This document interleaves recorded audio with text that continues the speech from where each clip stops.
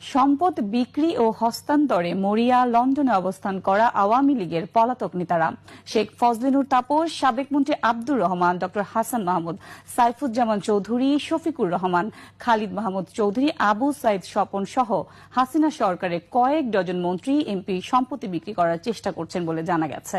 বাংলাদেশ থেকে পাচার করা সম্পদ জব্দের শঙ্কা থাকায় চরম উৎকণ্ঠায় দিন কাটছে দুর্নীতিবাজদের। বিস্তারিত প্রতিবেদনে। আওয়ামী লীগের দুর্নীতিবাজ নেতাদের একটি বড় অংশ এখন লন্ডনে।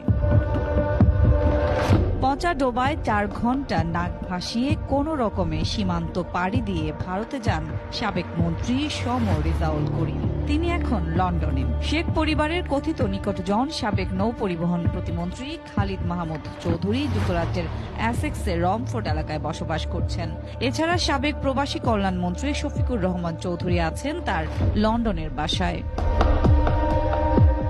আদালত পাড়ার আতঙ্ক শেখ পরিবারের প্রভাবশালী সদস্য শেখ ফজলিনুর তাপসও আছেন লন্ডনে।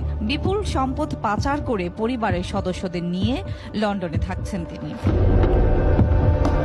আওয়ামী লীগের নেতা ও সাবেক হুইপ আবু সাইদ আল মাহমুদ স্বপনও আছেন লন্ডনের অভিজাত এলাকায়। সেই সাথে সিলেট সিটি কর্পোরেশনের সাবেক মেয়র আনোয়ারুজ্জামান চৌধুরীরও বর্তমান ঠিকানা যুক্তরাজ্যের ইস্ট লন্ডন।